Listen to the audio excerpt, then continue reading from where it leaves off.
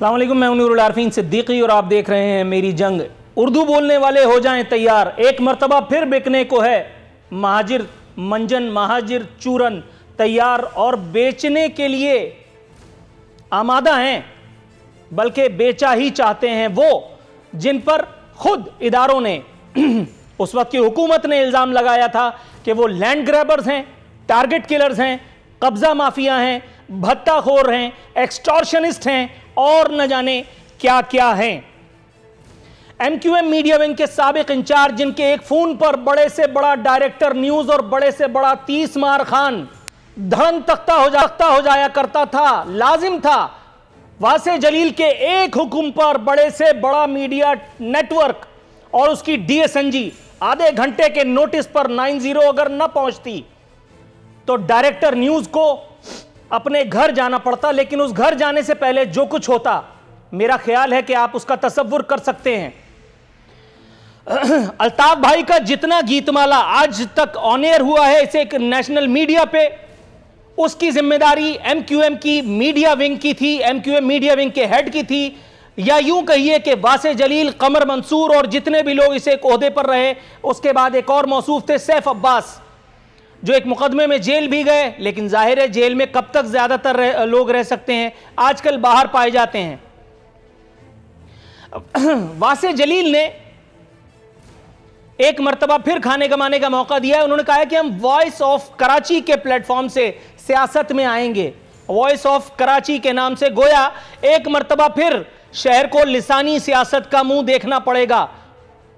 शवाहिद मौजूद हैं, आगे आता हूं, पहले वासे जलील की तो नजर उतारूं।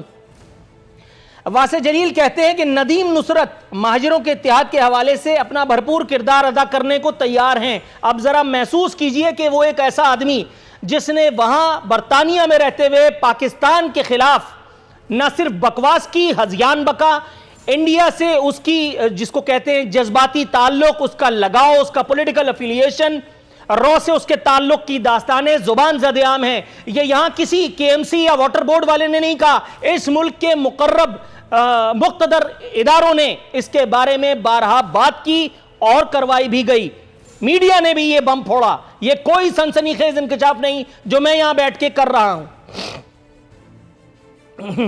नदीम नुसरत की वो वीडियो YouTube पे अगर तो मौजूद है, क्योंकि मुझे अभी बताया गया कि बहुत सारी वीडियोस जो हैं वो YouTube से डिलीट कर दी गई हैं वसी तर कौमी मफाद में। नदीम नुसरत की वो वीडियो देखिए जिसमें वो मौसूफ पाकिस्तान के खिलाफ हज़ियान बकते नजर आ रहे हैं और साथ ही दूसरी विंडो में पाकिस्तान के कौमी दिन पर 14 अगस्त पर वो तमाम गाड़ियां एंटी पाकिस्तान स्लोगन्स लिए और एक कॉन्वॉय की सूरत में बरतानिया की सड़कों पर दंदनाती फिर रही हैं फी सबीलिल्लाह। और आज वो नदीम नुसरत उसकी आशीर्वाद से पाकिस्तान में आकर के सियासत बगाड़ने का ऐलान कर रहा है। वो एक आदमी जो खुद साख्ता तौर पर जिला वतन है। ये मौसूफ गुलशन इकबाल टाउन के नाजिम थे। लोगों का गुमान है आधे से ज्यादा गुलशन इन्होंने ही कहीं इधर उधर खपाया है। एक इदारे चाहें तो चेक कर लें, अगर वॉशिंग मशीन में इनको धो धुला करके फारिग करना मकसूद नहीं है तो, अदरवाइज तो फिर जान दे गड्डी। पहले भी यही सब हुआ था।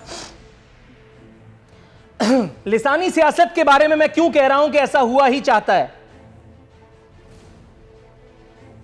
MQM के जिला वतन रहनुमाओं की वतन वापसी का सिलसिला जारी है। सबसे पहले इस सिलसिले में हैदर अब्बास रिजवी साहब बैरून मुल्क से वतन वापस पहुंचे थे। कनाडा से वो जो है वो आज़िम सफ़र हुए थे, पाकिस्तान पहुंचे थे। ये हैदर अब्बास रिजवी नहीं है, कसम ले लो भाई, हैदर अब्बास रिजवी चलाओ।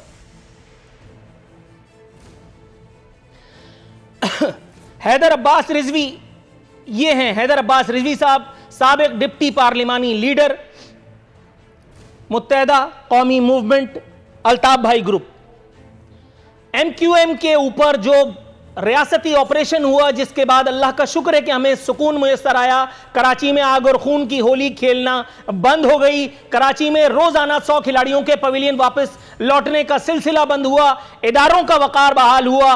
रियासत की रिट, हुकूमत की रिट बहाल हुई। अल्लाह का शुक्र है, परवरदिगार का एहसान है। लेकिन अभी लगता है कुछ और इम्तिहानात देना इस कौम को मकसूद है।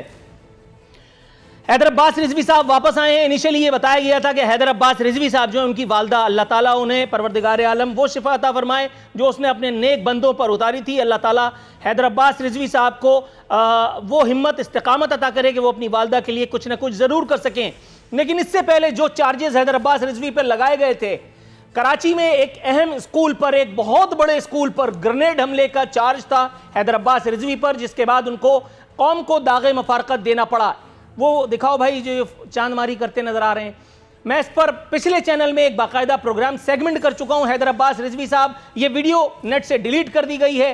یہ قسم کھائی جا سکتی ہے کہ حیدر عباس رضوی صاحب ہیں اسلام آباد کی ایک ہاؤسنگ سوسائٹی میں تمنچے بازی کرتے نظر آ رہے ہیں, تمنچے بازی کی مشق کرتے نظر آ رہے ہیں. اور ظاہر ہے کہ یہ سب کچھ یوں ہی تو نہیں ہو جایا کرتا, کچھ نہ کچھ تو امتحان دینا مقصود ہی ہوگا. یقیناً ادارے چاہیں تو اپنی تسلی کر لیں, یہ میں نے فوٹو شاپ پہ نہیں بنوائی, اگر تسلی کرنا مقصود ہے تو. آگے بڑھتے ہیں.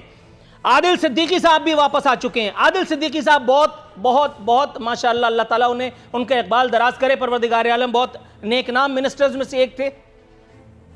اپنی قیادت کو انہوں نے بھی بہت خوش رکھا ہوا تھا. ظاہر ہے جس سے قیادت ایم کیو ایم کی خوش ہوتی تھی اسی کا اقبال, اسی کا اقتدار دراز ہوا کرتا تھا. عادل صدیقی بھی اپنی جو ہے وہ خود ساختہ جلا وطنی کو تیاگ کر کے اور آج ہمارے سر پر آ کر کے بیٹھے ہیں. حیدر عباس رضوی ہوں یا عادل صدیقی, دونوں اسلام آباد میں نازل ہوئے ہیں. یہ ایسے ہی ہو رہا ہے بلا وجہ. وہ آدمی جو بچتا بچاتا ملک سے باہر بھاگا ہو, ظاہر ہے کہ بہت سارے لوگوں کو نذرانہ دے کر کے, بہت سارے لوگوں سے سیٹنگ ویٹنگ کر کے اب وہ دوبارہ آیا ہے, اب وہ اسلام آباد میں نازل ہوا ہے. اسلام آباد میں کون ہے؟ میرے ماموں کا لڑکا تو کوئی اسلام آباد میں نہیں ہے, سب یہی ہیں. وہاں کون ہے کہ جس سے یہ کلیئرنس لینے کے لیے, ایشورنس لینے کے لیے آئے ہیں؟ اور اگر ان کو ایک مرتبہ پھر ایشورنس ملی تو اس کا مطلب ہے کہ یہ ایک مرتبہ پھر آ کر کے ہمارے سر پہ بیٹھیں گے. ایک مرتبہ پھر واشنگ مشین سے ان کے کیریکٹر کو دھو دھلا کر کے صرف رحمت اللہ علیہ کا ٹائٹل نہیں لگایا جائے گا, لیکن انہیں ایک سیاسی جماعت میں جو نئی دکان کھلی ہے جس کے نام کے ساتھ پاکستان کا صیغہ لگا دیا گیا ہے, اور ہمیں یہ بتایا گیا کہ یہ وہ لوگ نہیں ہیں, یہ وہ لوگ نہیں ہیں, حالانکہ یہ 2,00,000% وہی لوگ ہیں, یہ 2,00,000% وہی لوگ ہیں. اور یہ ایجنسیاں, یہ ادارے, یہ مقتدر قوتیں بھی جانتی ہیں. میں کوئی بات ایسی نہیں کہہ رہا جس کے لیے کسی ثبوت اور شواہد کی ضرورت ہو. اگلی سٹوری پر آتے ہیں, ورنہ اگر میں جذباتی ہوا تو اسی بات پر پروگرام ختم کر دوں گا. یا پیپلز پارٹی تیرا شکریہ. آج ہمارے ساتھ پیپلز پارٹی سے ایک اہم رہنما موجود ہیں, ان خدمت میں ہم سلام تحسین پیش کرنا چاہتے ہیں. پیپلز پارٹی کو, بھٹو والوں کو نذرانہ عقیدت پیش کرنا چاہتے ہیں اس ایک مائل سٹون کی اچیو کرنے پر جو اگر بھٹو والے اقتدار میں نہ ہوتے تو ہمیں دیکھنا نصیب نہ ہوتا. بلومبرگ بین الاقوامی جریدے نے بھٹو سے بغض کا مظاہرہ کرتے ہوئے پاکستان کے سب سے بڑے شہر اور دنیا کے تیسرے بڑے شہر کراچی کو بدترین ٹرانسپورٹ سسٹم رکھنے والا شہر ناپسا نحال, شہر یتیمہ ڈکلیئر کر دیا. رپورٹ میں بتایا گیا ہے, جو میں نے اپنے گھر میں نہیں بنوائی, اس رپورٹ میں یہ بتایا گیا ہے کہ کراچی میں ہر 42 لوگوں کو ایک سیٹ میسر ہے. یہ ایئر کنڈیشن بسز جن میں آپ دروازے اور کھڑکی دونوں سے داخل ہو سکتے ہیں اور دونوں سے باہر بھی آ سکتے ہیں.